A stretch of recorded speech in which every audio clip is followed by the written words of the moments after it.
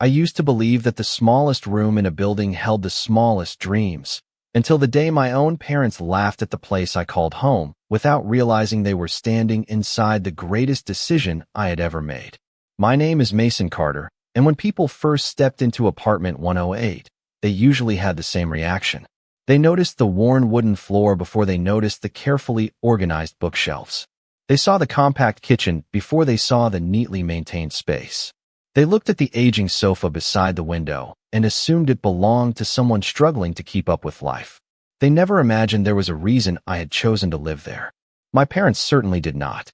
It was a cool Saturday afternoon in early October when they finally accepted my invitation to visit. For nearly 3 years they had asked why I never moved into a larger place, and for nearly 3 years I had answered with the same quiet smile. I like where I live. That answer only frustrated my father even more. Richard Carter had spent his entire career building a successful construction company across central Ohio. To him, success was supposed to be visible. A larger house, a newer vehicle, a prestigious neighborhood. He believed people earned respect by showing the world what they had accomplished. I respected how hard he had worked for everything he owned, but I had gradually learned to see success differently. My mother, Linda, always tried to soften his criticism with gentle encouragement, but even she could not understand why I continued living inside a modest one-bedroom apartment while approaching my 30th birthday. My older sister, Natalie, had recently moved into a beautiful 4-bedroom home outside Columbus with her husband and 2 young children. Family conversations almost always drifted toward her promotions, her growing family, or the renovations they had completed on their house. I never minded. Natalie deserved every compliment she received. She had worked incredibly hard. Still, whenever the conversation eventually turned toward me, there was always an awkward pause followed by the familiar question. "So, Mason," my father would ask with a puzzled smile, "when are you finally going to buy yourself a real place?" I would simply answer that I was happy where I was. That response usually ended the conversation because nobody believed there was anything else worth discussing. Earlier that week, my mother called to tell me the entire family would already be nearby after visiting Natalie, and she wondered if they could finally stop by my apartment for coffee. I agreed immediately. There was never a reason to avoid the visit. I had simply never felt the need to explain my choices. Around 2 o'clock that afternoon, I looked out my living room window and saw 3 vehicles slowly pulling into the visitor parking lot.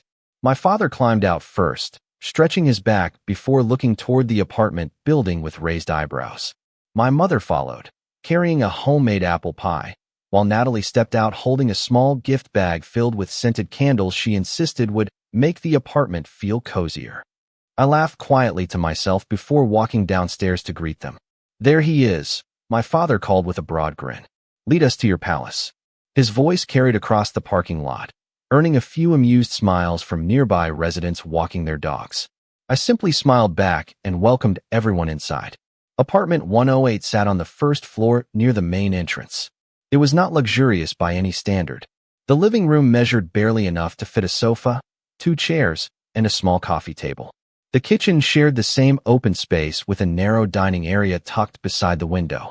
My bedroom was simple, clean, and practical. Every piece of furniture had a purpose. Every shelf remained organized. Every corner reflected quiet discipline instead of expensive decoration. As soon as my father stepped inside, he slowly turned in a full circle before letting out a low whistle. "This is it," he asked. "You are serious?" Natalie glanced toward the tiny kitchen and tried to hide an uncomfortable smile. My mother gently placed the pie on the counter before saying, "It is cozy." My father chuckled. Cozy is one way to describe it. He walked over to the living room window and looked outside. Before shaking his head, "Son, I thought maybe you were exaggerating all these years. You are almost 30 years old. You have a college degree. You have a stable career. Why are you living like a recent graduate?" Several family members laughed politely. Even Natalie smiled apologetically before saying, "Dad is only worried about you." I nodded calmly. "I know." My father continued looking around. "The sofa has probably been here since the building was constructed. The refrigerator looks older than you are. This kitchen barely has enough room for 2 people." He opened one cabinet, then another, laughing softly as though he could not believe anyone would willingly choose such a modest place. "You know," he continued, "if money is the issue, We can help you with a down payment on a real condo." I thanked him sincerely but declined. "I appreciate that, Dad. I am doing fine." He looked genuinely confused. "Doing fine," he repeated. "You are living in one of the smallest apartments I have ever seen." My mother walked beside him and quietly whispered, "Richard, maybe we should not criticize." He shrugged. "I am not criticizing. I am trying to understand." Just then a young couple walked past my open front door, carrying grocery bags. The husband smiled warmly at me. "Good afternoon, Mr. Carter," he said. "Thanks again for getting the water heater fixed so quickly." "You are very welcome," I replied. "Let me know if anything else comes up." My father watched the exchange before looking back at me. "Nice landlord," he joked. "At least somebody around here is doing his job." I smiled without correcting him. A few minutes later, an elderly woman from down the hallway gently knocked on my open door, holding a small container of homemade cookies. "Mr. Carter," she said warmly, "I baked extra today. I thought you might enjoy some." "Thank you, Mrs. Henderson," I replied. "That is very thoughtful." She noticed my family gathered inside and smiled politely before wishing everyone a wonderful weekend. As she walked away, my mother quietly observed, "Your neighbors seem to like you." "They are wonderful people," I answered honestly. My father laughed again. "Well, at least you have good neighbors while you wait to move somewhere bigger." Nobody realized that several residents passing through the hallway greeted me the exact same way over the next hour. Some thanked me for resolving maintenance issues. Others smiled with genuine appreciation. My family assumed they were simply being friendly toward another tenant. I never corrected them because there was still no reason to do so.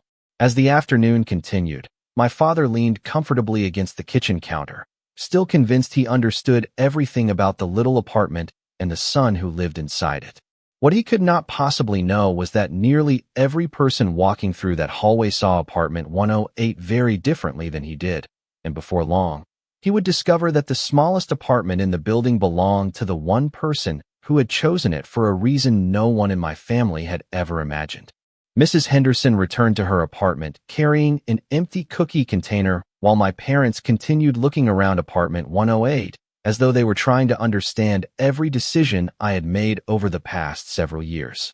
My father wandered slowly through the living room before stopping beside the bookshelf that occupied one entire wall.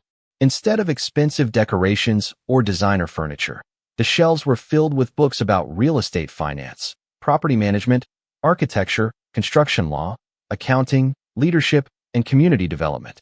He pulled one book from the shelf and glanced at the title before raising an eyebrow. "You have enough books here to start a college course," he joked. I smiled. "I enjoy learning." He returned the book and shrugged. "That is obvious." While everyone settled into the living room with coffee and slices of my mother's apple pie, my thoughts drifted backwards several years to the day everything had quietly begun. At 24 years old, I had accepted my first full-time position as a financial analyst for a regional investment firm in Columbus. The salary was respectable, but it was never my greatest opportunity. Every evening after work, I spent hours studying real estate markets, reading property reports, attending local investor meetings, and saving nearly every extra dollar I earned. My friends often invited me to expensive restaurants or weekend trips, but I politely declined more often than not. They assumed I was simply careful with money. The truth was that every dollar had a purpose long before it reached my bank account. About 18 months into my career, I noticed a small apartment building listed for sale on the edge of a rapidly improving neighborhood. The property had 32 units spread across 3 floors. The building looked tired. The paint had faded. The landscaping needed attention. Several apartments sat vacant because previous management had neglected maintenance for years. Most investors ignored the property because they only saw repair costs. I saw something different. I saw families who deserved better housing, hardworking tenants who simply wanted a landlord who answered the phone, and a neighborhood beginning to attract new businesses. I spent weeks analyzing financial statements, occupancy reports, maintenance records, and city development plans. Every number suggested that with careful management, the property could become both profitable and meaningful. Purchasing the building required almost every dollar I had saved, along with financing that left very little room for mistakes. Many people would have considered it an enormous risk. I considered it the beginning of the future I wanted to build. There was one decision that surprised everyone involved in the purchase. Instead of renting every apartment to maximize income, I permanently reserved the smallest one-bedroom unit for myself. Even my attorney asked why I would choose the least desirable apartment in the building when I legally owned every unit. My answer was simple. If I live where my tenants live, I will never stop noticing the little problems. I wanted to hear noisy pipes before anyone complained. I wanted to experience hot summer afternoons if the air conditioning struggled. I wanted to walk the same hallways every day, use the same parking lot, and see the same maintenance issues my tenants experienced. Living there kept me connected to reality. Whenever something broke inside apartment 108, I assumed it was probably affecting someone else too. That approach changed the way I managed everything. If the heating system became unreliable in my apartment, the entire building received inspections. If rain leaked through one window, every window was examined. If the hallway lighting felt too dim when I returned home after work, brighter fixtures were installed throughout the property. My tenants never realized how many improvements began because I experienced the exact same inconveniences they did. Gradually, the building transformed. Vacant apartments filled with new residents. Families renewed their leases year after year because maintenance requests were handled quickly and respectfully.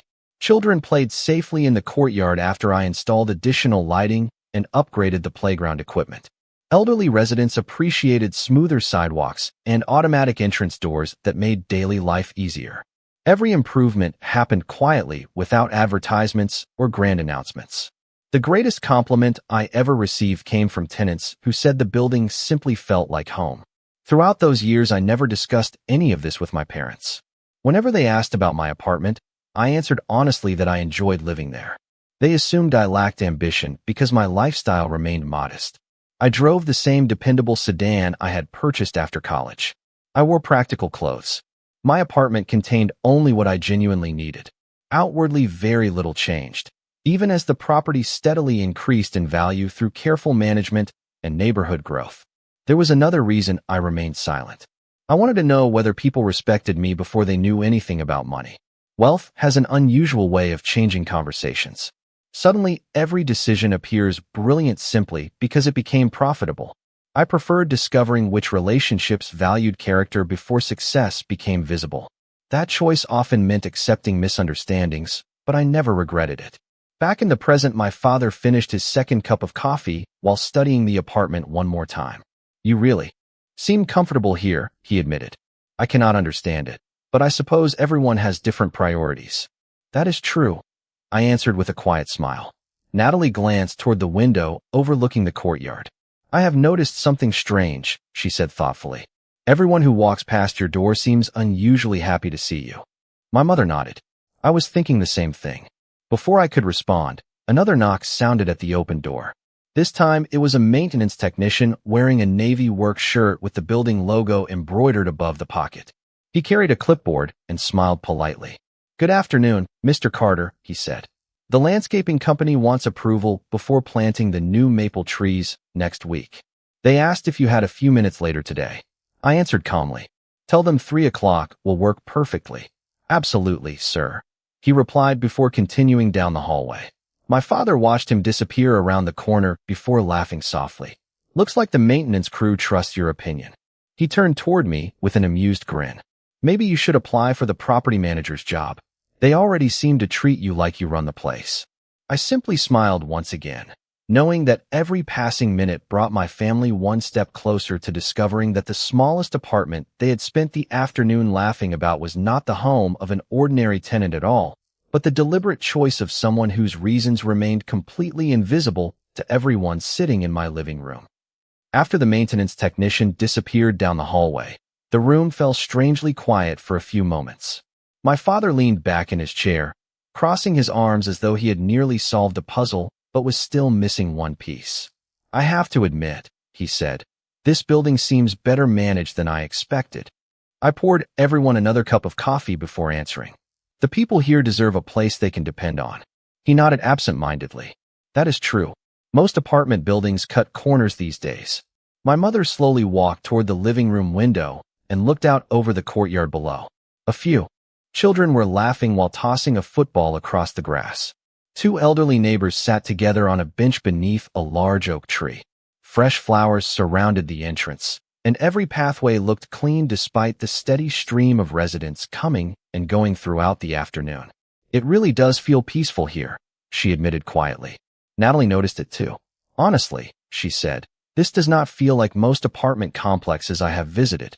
My father glanced outside and shrugged. Good location helps. Before anyone could continue the conversation, another gentle knock sounded at the open door. A young woman carrying a stroller smiled warmly. Good afternoon, Mr. Carter, she said. I just wanted to thank you again for arranging the new security lights near the parking lot. I feel much safer walking home after work now. I am glad they have helped, I replied. If you ever notice another area that needs improvement, please let me know. I certainly will, she answered before continuing toward the elevator. Natalie watched her leave before turning toward me. You seem to know almost everyone here. I laughed softly. Living in the same place for several years gives you plenty of opportunities to meet people. My answer sounded ordinary enough, and no one questioned it. Still, I noticed my mother's thoughtful expression growing more curious with every visitor who stopped by. She had always been observant. Even when she did not fully understand something, she rarely ignored small details. My father, on the other hand, remained convinced he had already figured everything out. In his mind, I was simply a friendly tenant who happened to know the staff unusually well. The afternoon drifted comfortably from one conversation to another. Natalie shared stories about her children starting elementary school. My mother described the community garden she had recently joined. My father talked proudly about a commercial construction project his company had completed outside Cincinnati. I genuinely enjoyed listening. Despite the teasing about my apartment, these family visits had become less frequent over the years as everyone became busier with their own lives, and I appreciated the chance to spend time together. Then my father's attention returned to the apartment itself.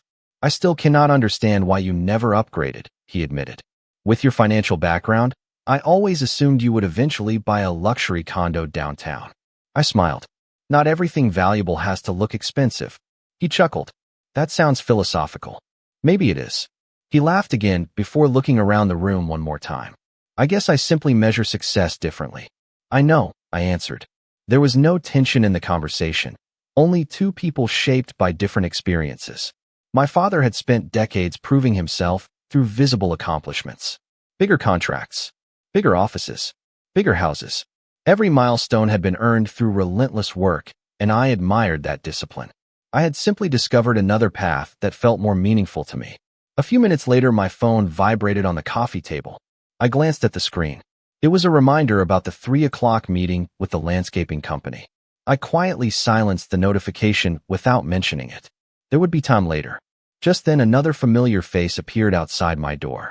This time, it was Mr. Alvarez, a retired high school teacher who had lived in the building longer than anyone else. Excuse me, Mr. Carter, he said politely. I hope I am not interrupting your family gathering. Not at all, I replied. What can I do for you? He smiled warmly. I simply wanted to let you know that my granddaughter was accepted into Ohio State University this morning. Thank you again for writing that recommendation letter for her scholarship application.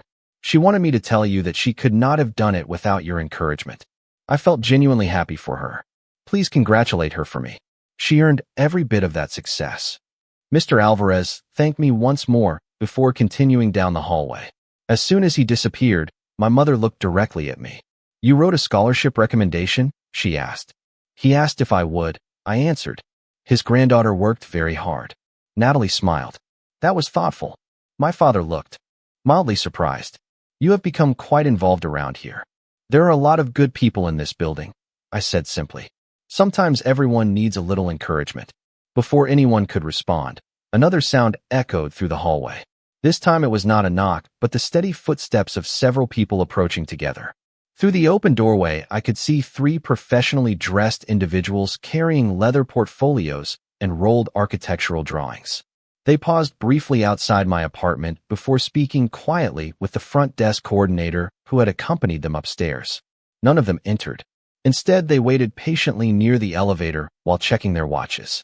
My father noticed them almost immediately. Looks like somebody is having an important meeting, he observed. Natalie leaned toward the doorway. Maybe the property management company is planning renovations. I remained calm, taking another sip of coffee. A moment later, the front desk coordinator walked over with an apologetic smile. Mr. Carter, she said respectfully. Whenever you are ready.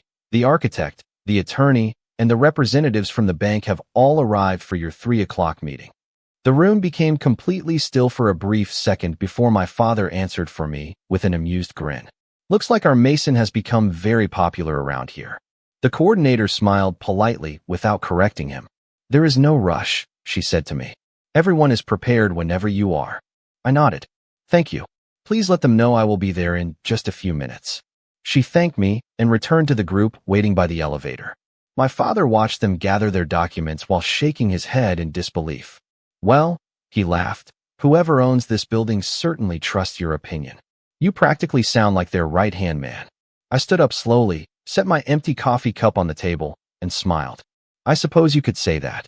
None of them realized that only a few doors away, behind the conference room they had just noticed for the first time, the conversation waiting for me would quietly unravel every assumption my family had. Carried into apartment 108 that afternoon. I stood from my chair, straightened the sleeves of my blue sweater, and looked toward my family with the same calm expression I had worn all afternoon. I will only be gone for a few minutes, I said. Please make yourselves comfortable. There is more coffee in the kitchen if you would like another cup. My mother smiled. Take your time. My father waved casually. Go help them solve whatever problem they have. We will survive without you. I smiled and stepped into the hallway, quietly closing the apartment door behind me. As I walked toward the conference room near the leasing office, the 3 visitors immediately stood to greet me. Good afternoon, Mr. Carter, the attorney said warmly while extending his hand. Thank you for making time for us today. The architect nodded with a smile. We have finalized the updated plans. The representative from the bank organized several folders on the conference table before saying, Everything is ready whenever you are. We entered the room together, and the meeting began. Spread across the large wooden table were detailed blueprints, financial reports, engineering studies, and several contracts waiting for review.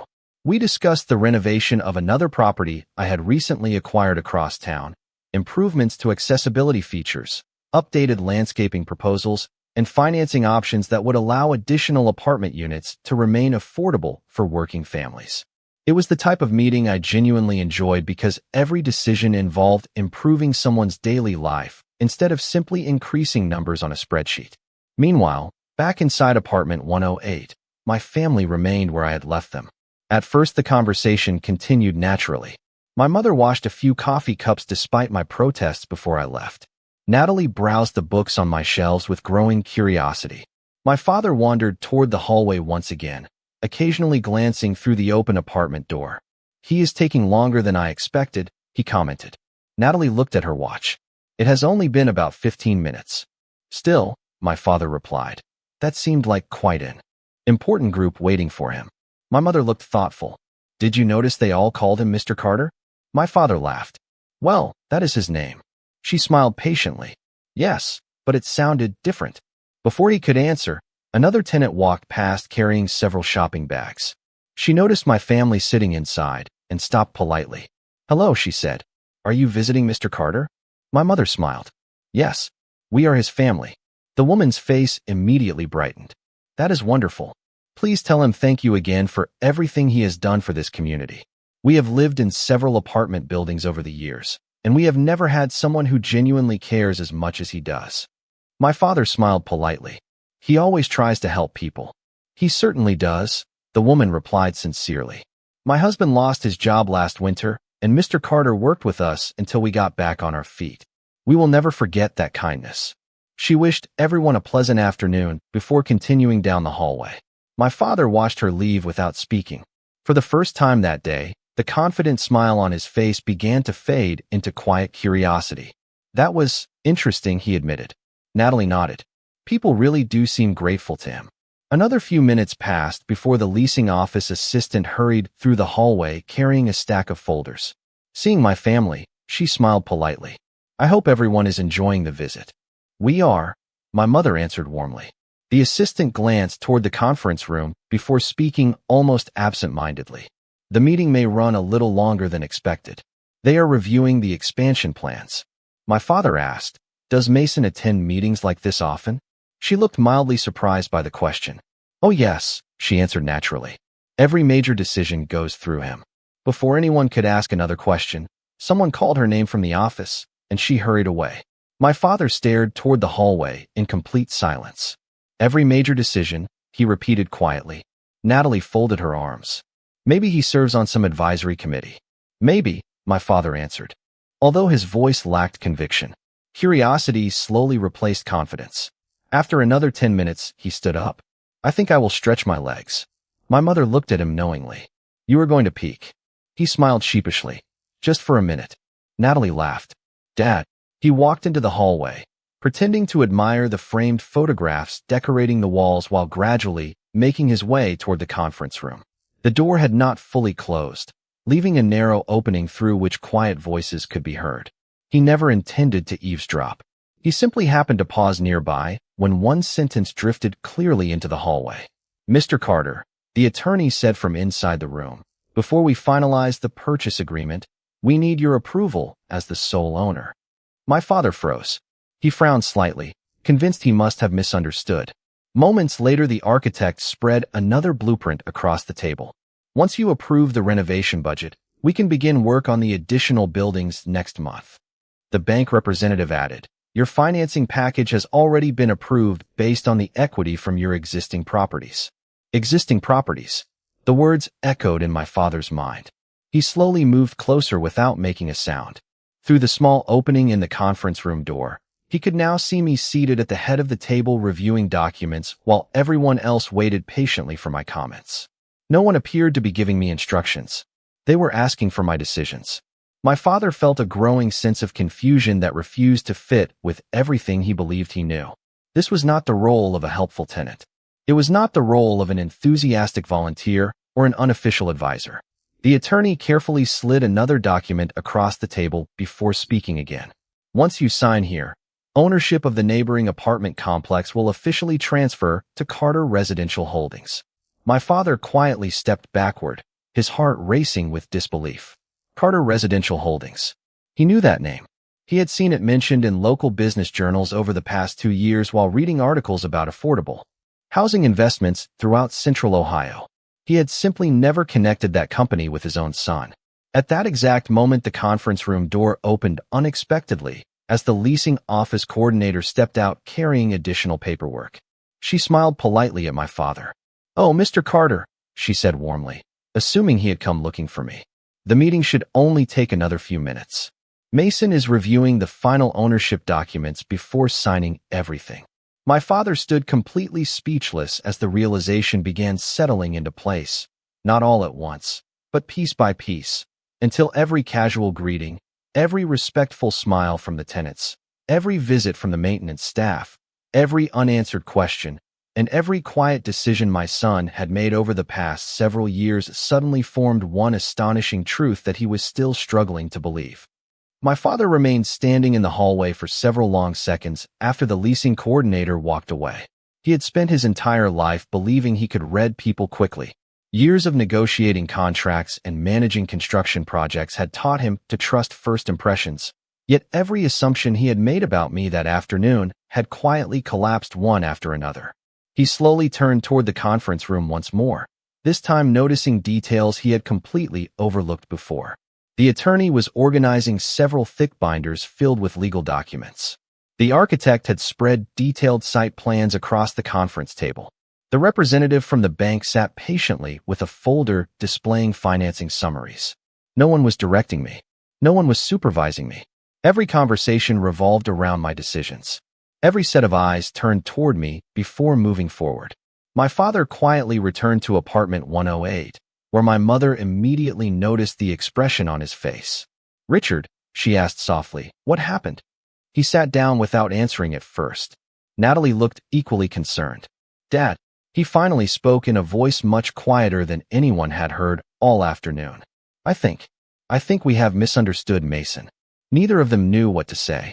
Before they could ask another question, the conference room door opened down the hallway. I shook hands with the attorney before accepting a leather portfolio containing the signed agreements. The architect thanked me for approving the revised accessibility improvements, while the bank representative smiled warmly. Congratulations once again, Mr. Carter. We look forward to working with you on the next phase. Thank you, I replied. Let us make sure we build something that people will be proud to call home. They nodded with genuine respect before gathering their materials. As we walked into the hallway together, my father stood instinctively. The attorney noticed him immediately. "Mr. Carter," he said with a pleasant smile, "it has been a pleasure seeing you again." My father looked confused. "Have we met?" The attorney chuckled politely. "Not personally. I have worked with your son for nearly 4 years now." My father's eyes widened slightly. Before he could respond, the architect extended his hand toward me once more. "Your vision for affordable housing has been remarkable. Most investors focus only on return. You always begin with the residents." "That is because they are the reason these buildings exist," I answered. The bank representative added, "Your expansion has been one of the strongest projects we have financed in years. Congratulations on today's acquisition." My father glanced at the leather portfolio in my hands before asking carefully, "Acquisition?" The attorney smiled, assuming everyone already understood. "Your son officially completed the purchase of the neighboring apartment complex this afternoon. Once renovations begin, both properties will operate under Carter Residential Holdings." Silence filled the hallway. Even the sounds of children playing outside seemed distant. My mother slowly looked from the attorney to me, then back again. "Carter Residential Holdings?" she repeated quietly. "Yes," the attorney answered naturally. "Mr. Mason Carter founded the company several years ago." He paused before adding, "He has become one of the most respected housing investors in this region." My father stared at me, searching my face for some sign that the conversation had been misunderstood. "Mason," he finally whispered, "they are talking about you?" I nodded calmly. "Yes." No dramatic speech followed. No celebration. No attempt to prove a point. Only a single honest answer. The attorney, sensing the family needed privacy, politely excused himself along with the others. Within moments they disappeared down the hallway, leaving only the 4 of us standing outside apartment 108. My father looked at the portfolio still resting in my hands. "You own this building?" he asked. "Yes." "Not part of it?" "No." "The entire building?" "Yes." His voice became almost uncertain. "And the apartment complex next door?" "As of this afternoon, yes." Natalie blinked several times, trying to process everything she had just heard. "How many apartments are we talking about?" I answered honestly. "Together, a little over 100 units." My mother covered her mouth with one hand. She was not thinking about money.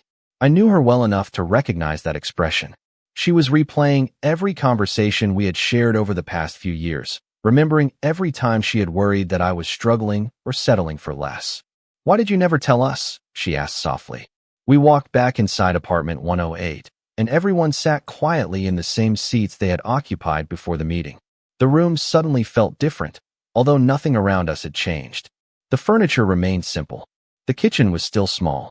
The old sofa still sat beside the window. Only their understanding had changed. I placed the leather portfolio on the coffee table, but left it closed. There was no need for anyone to examine contracts or financial statements. "I never lied to you," I began gently. "Whenever you asked if I liked living here, I told you the truth." "I do." My father looked down at his hands. "We thought." He stopped speaking, unable to finish the sentence. "I know what you thought," I answered kindly. "You believed I lacked ambition because my life looked ordinary." No one argued. It was true. "When I bought this building," I continued, "the easiest thing I could have done was move into the largest apartment or buy an expensive house somewhere else. But if I wanted to understand what life was like for the people who lived here, I needed to experience it myself." My mother listened carefully. Natalie remained completely silent. Even my father, who usually responded immediately to every conversation, simply watched me. Every improvement we have made started because I noticed something while living here. Better lighting, faster maintenance, safer sidewalks, cleaner hallways.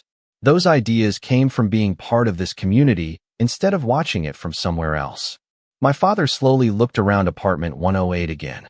This time he no longer saw a disappointing home. He saw a deliberate choice. Every criticism he had made earlier that afternoon echoed in his memory, but now each one sounded painfully incomplete. For the first time since arriving, he understood that the smallest apartment in the building had never represented a lack of success. It represented a philosophy he had never considered, and standing inside that modest living room, he realized that while he had been measuring my life by square footage and appearances, I had quietly been building something far greater than any of us had imagined. I looked around the room and saw three very different reactions resting on three familiar faces. My mother looked heartbroken, not because I had kept a secret, but because she realized how many times she had worried unnecessarily about my future. Natalie seemed stunned, replaying every family dinner where she had tried to encourage me to aim higher, without realizing I had already built a life that reflected exactly what I valued. My father simply sat in silence. For perhaps the first time in my life, he had no immediate answer, no practical advice, and no confident opinion to offer. He slowly leaned forward, resting his elbows on his knees. "I owe you an apology," he finally said. His voice sounded quieter than I had ever heard it. "Not because you became successful. I am proud of that, of course.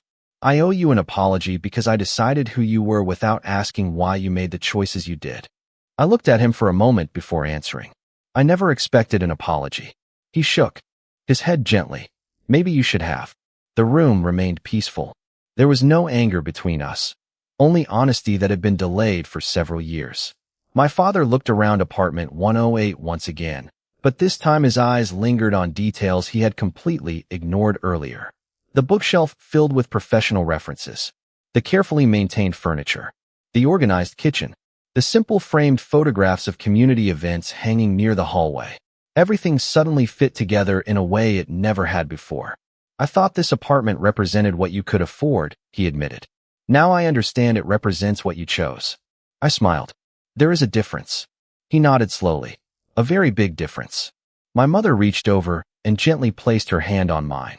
"Why did you never explain any of this?" she asked softly. "Surely you knew we were worried." I did know. More than once I had considered telling them everything. I could have shown them financial statements, property records, business articles, or photographs from renovation projects. It would have been easy, but every time I thought about doing that, one question stopped me. Would they see me differently because I changed, or because my bank account changed? That question mattered more than proving I was successful. I wanted people to know me before they knew what I owned. I answered. Money changes conversations. Sometimes it changes relationships. I wanted to make sure mine were built on something stronger. Natalie looked down at her coffee cup. I never thought about it that way. I smiled at her. Most people do not. Society teaches us to celebrate visible success. Bigger homes, better cars, expensive vacations, lots, reliable heat in the winter, air conditioning that works in July. They want someone who treats them like neighbors instead of account numbers. I paused before continuing. I realized I could either build wealth or build trust. I decided to try building both. My father slowly smiled, although sadness still lingered behind his eyes. That sounds like something I should have taught you. You did, I answered immediately. He looked surprised. You spent your whole life teaching me that if you promise someone quality work, you deliver quality work. I simply applied that lesson differently. His expression softened. I never thought about it like that. You taught me to take responsibility for every project with my name attached to it. This building has my name attached to it. He looked down at the leather portfolio resting on the coffee table before quietly laughing to himself. And I spent the afternoon making jokes about your apartment. I laughed gently with him. You did. He rubbed the back of his neck with an embarrassed smile. I even offered to help you buy a better place. You meant well. That does not make it less embarrassing. My mother smiled for the first time since learning the truth. Richard, perhaps this is good for all of us. He looked toward her. How? Because we all assumed we understood Mason's life simply by looking at it. She glanced around the apartment. We forgot to ask questions. Her words settled quietly over the room. They were true, and not only about me. How often did people decide someone was successful or unsuccessful based entirely on appearances? How often did they mistake simplicity for failure or luxury for fulfillment? Those thoughts had shaped many of my decisions over the years, and now my family was beginning to see them through the same lens. My father stood up and slowly walked toward the living room window. Outside, several children were still playing in the courtyard while neighbors greeted one another as they returned home from work. He watched them for nearly a minute before speaking again. Do they all know? He asked. Know what? That you own this place. Most of them do. Yet they still call you by your first name. They still stop to chat with you in the hallway. That is exactly how I want it. He smiled thoughtfully. You know, when I owned my construction company, I had a corner office on the top floor. I thought leaders were supposed to stay above everything. I walked beside him and looked out at the same courtyard. Sometimes the best view comes from standing where everyone else stands. He nodded very slowly. I think I am finally beginning to understand. For the rest of the afternoon, no one mentioned money again. Instead, we talked about families who had found homes after difficult times, elderly residents who appreciated small improvements that made everyday life easier, young couples starting their first chapter together, and children who now had a safe place to play outside. Somewhere during those conversations, the apartment that had once seemed too small to my family became filled with something much larger than square footage. It became filled with understanding, and for the first time in many years, I felt that my parents were finally seeing not the life they had imagined for me, but the life I had intentionally built. I thought the biggest change after that afternoon would be the way my family looked at me, but I was wrong. The biggest change was the way they began looking at everyone else. My parents stayed for another hour before heading home, and the drive back was much quieter than usual. My mother later admitted that nobody turned on the radio because everyone was still processing everything they had learned. My father spent most of the trip staring out the passenger window, replaying conversations from the past several years in his mind. Every joke about my apartment, every suggestion that I needed to dream bigger, every comparison between my life and someone else's suddenly carried a very different meaning. The following Tuesday, just before noon, my phone rang while I was reviewing renovation estimates for another property. The caller identification showed my father's number. He rarely called during business hours unless something was important. "Hello, Dad." There was a brief pause before he answered. "Do you have time?" "For lunch." I smiled. "Of course. My treat." I laughed softly. "You do not have to buy me lunch." "I know," he replied. "I want to." We agreed to meet at a small diner halfway between our offices, the same place where he had taken me after my high school graduation many years earlier. When I arrived, he was already sitting in a booth near the window with 2 cups of coffee waiting on the table. As soon as I sat down, he looked at me with an expression that felt unfamiliar.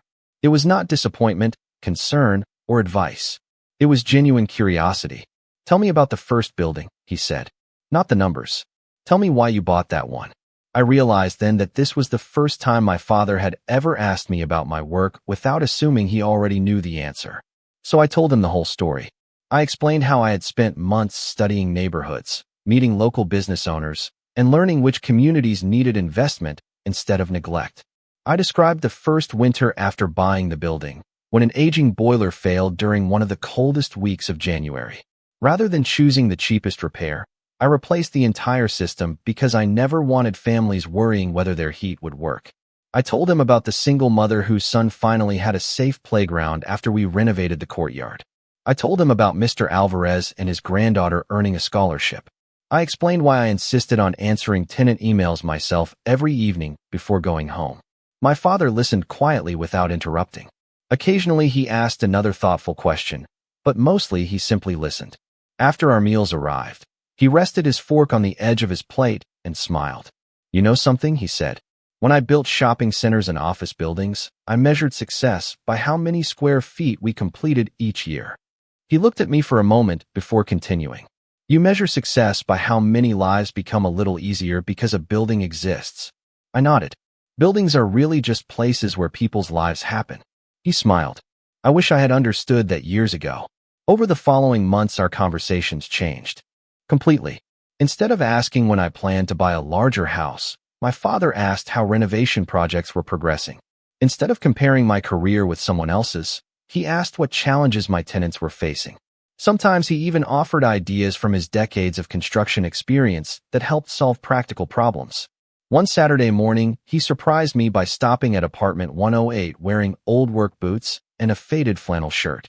"I have the day off," he said with a grin. "I heard you are replacing benches in the courtyard. Thought you might need another pair of hands." We spent the entire morning working alongside the maintenance crew. None of the employees treated him differently because he was my father. They simply welcomed another volunteer willing to help. During lunch, several residents joined us outside beneath the large oak tree. Children ran across the grass while parents shared homemade desserts and neighbors exchanged stories about work, school, and family. My father quietly watched the conversations unfolding around him. Nobody complained about rent. Nobody seemed afraid to approach me with questions. They treated me less like a distant property owner and more like someone who lived beside them. On the drive home, he finally spoke. "Now I understand why you stayed in apartment 108. What changed your mind?" I asked. He smiled while watching the road ahead. "If you had lived somewhere else, you would have missed all of this." He gestured back toward the building we had just left. "You would have become another landlord who only visited when something went wrong." I nodded.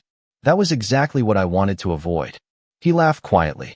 "I spent 30 years believing leadership meant staying in the biggest office. You spent the same amount of time teaching me that leadership sometimes means living in the smallest apartment." A few weeks later, my mother organized another family dinner, this time at Natalie and her husband's house. During the meal, the conversation naturally turned toward careers, promotions, and future plans, just as it always had. Then one of Natalie's friends asked me where I lived. Before I could answer, my father smiled warmly across the table. "He lives in the smartest apartment I have ever seen." Everyone laughed, assuming he was joking. He looked directly at me before adding, "Some homes are chosen because they impress people. Others are chosen because they remind you who you are. There is a very important difference." I smiled back without saying a word. He had finally understood what I had been trying to express all along, not through explanations or financial success, but through quiet choices made consistently over time. That afternoon inside apartment 108 had not simply changed the way my family viewed my life. It had changed the questions they asked, the assumptions they made, and the way they measured success itself. And that transformation was worth far more than any property I would ever own. I often think people imagine that success changes life overnight, but in my experience, the most meaningful changes arrive quietly, one ordinary day at a time. Nearly 2 years passed after my family's visit to apartment 108, and during that time, Carter Residential Holdings continued to grow in ways that had very little to do with size and everything to do with purpose.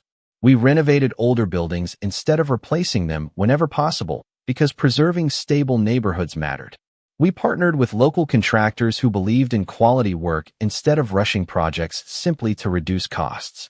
We introduced emergency rent assistance for residents facing temporary hardships, understanding that one unexpected medical bill or one lost job should not immediately cost someone their home. None of those ideas made national headlines, but every one of them changed somebody's life. My father became one of the strongest supporters of those efforts.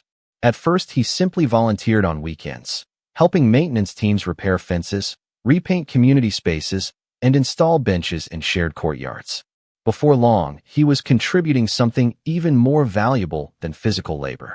With decades of construction experience, he began reviewing renovation plans before work started, suggesting practical improvements that made buildings safer, easier to maintain, and more comfortable for families. Watching him work with young contractors reminded me of my childhood. He never spoke down to anyone. Instead, he explained every lesson patiently, treating every apprentice with respect regardless of experience. One afternoon, I noticed him teaching a 20-year-old carpenter how to install handrails that would better support elderly residents.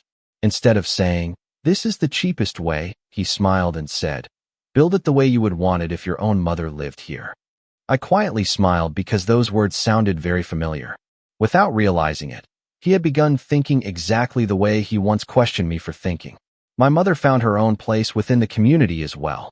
She organized monthly gatherings where neighbors shared homemade meals, exchanged gardening tips, and collected school supplies for children preparing to begin a new academic year. Residents who had once barely known one another slowly became friends. New families arriving at the property no longer felt like strangers because someone always welcomed them within their first week. Even Natalie became involved. Using her experience in marketing, she helped redesign our community newsletters and organized seasonal events that brought together residents of every age. One summer evening, we hosted an outdoor movie night in the courtyard.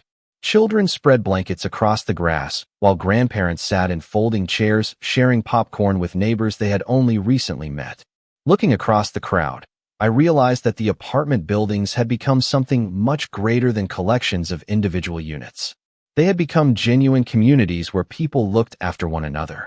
Several months later, our company received an invitation to accept a regional community development award recognizing affordable housing initiatives throughout Central Ohio.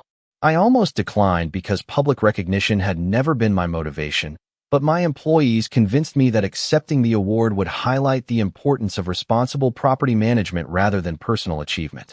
The ceremony took place inside a restored historic theater downtown. Representatives from nonprofit organizations, local businesses, and city officials filled the audience. I had prepared only a short acceptance speech because I believed the residents deserved far more credit than I did. As I walked onto the stage, I noticed my parents seated near the front beside Natalie and her family. My father smiled with quiet pride, but what caught my attention was not his expression.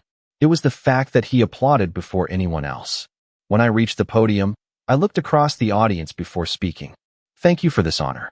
I accept it on behalf of every maintenance technician who answers late-night service calls, every leasing employee who treats residents with kindness, every contractor who chooses quality over shortcuts, and every family that trusted us enough to call one of our buildings home.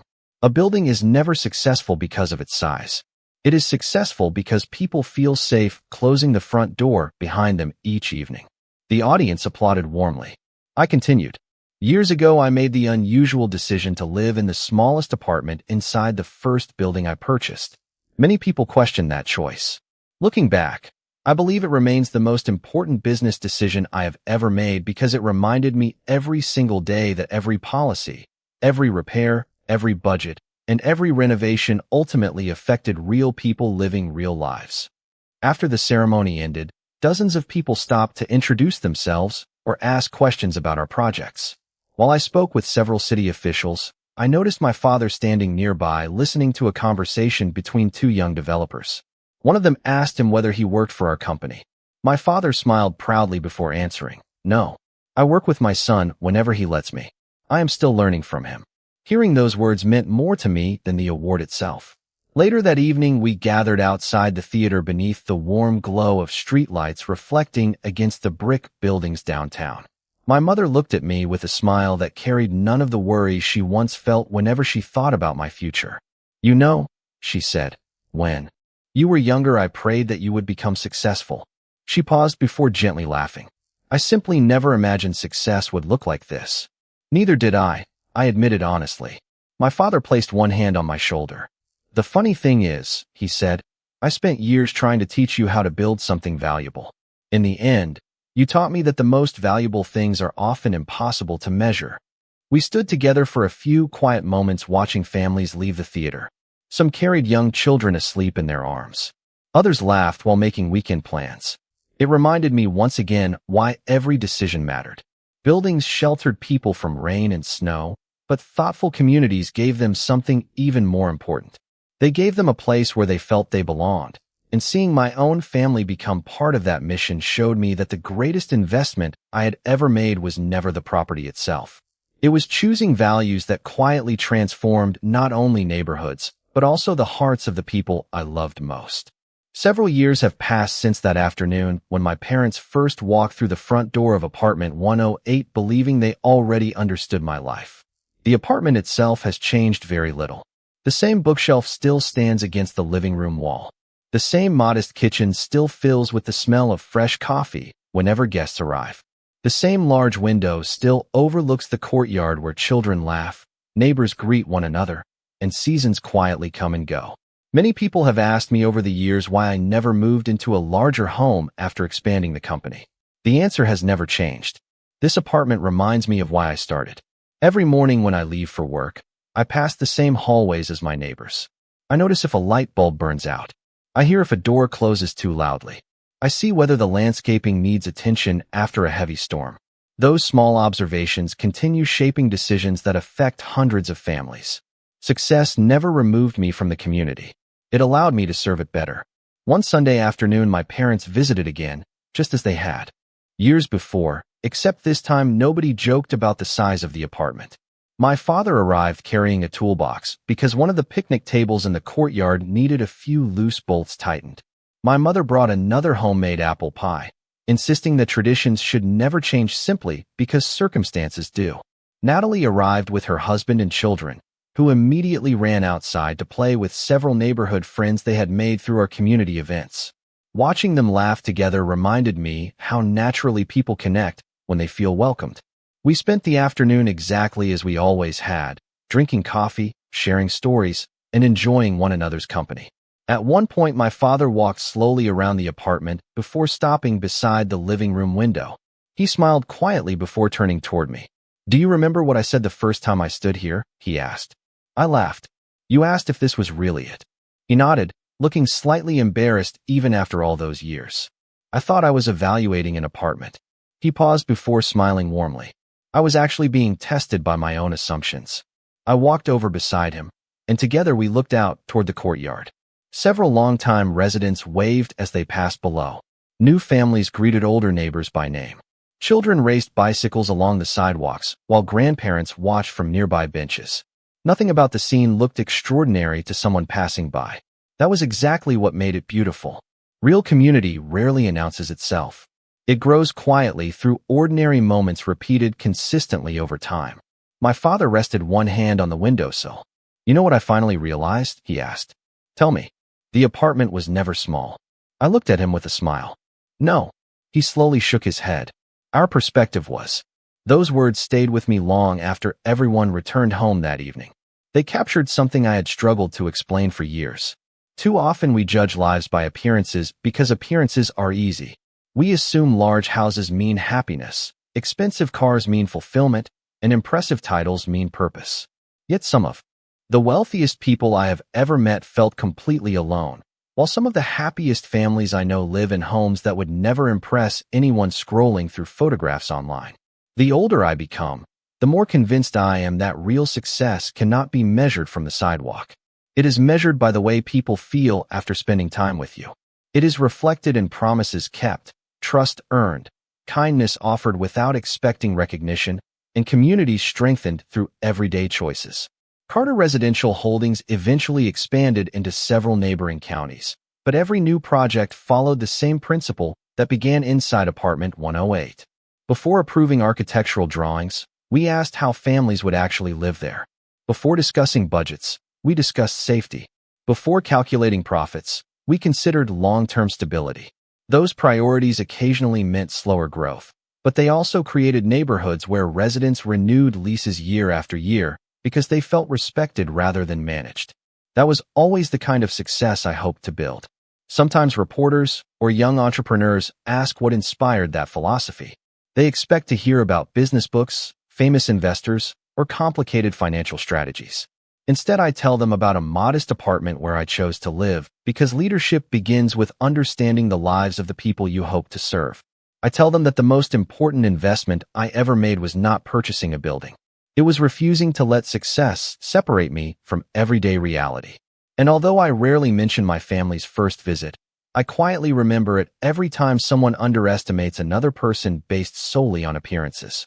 My father often laughs now when telling friends the story of the afternoon he tried convincing his own son to buy a better place to live. He always ends the story exactly the same way. "I thought I was teaching my son how to recognize success," he says. Instead, he taught me how to recognize character. Whenever I hear him say those words, I smile because I know the greatest outcome was never the business, the buildings, or the recognition our company eventually received. The greatest outcome was watching my family replace assumptions with curiosity, comparison with understanding, and pride with humility. Looking back, I do not remember that afternoon because someone discovered who owned a building. I remember it because 4 people walked into a small apartment carrying one definition of success, and they walked out carrying a completely different one. If there is one lesson my journey has taught me, it is this: never measure another person's future by what you see today. Some of the strongest foundations are hidden beneath ordinary floors. Some of the greatest dreams begin inside the smallest rooms. And sometimes the place the world is quickest to overlook becomes the very place where lives, families, and hearts are quietly transformed forever.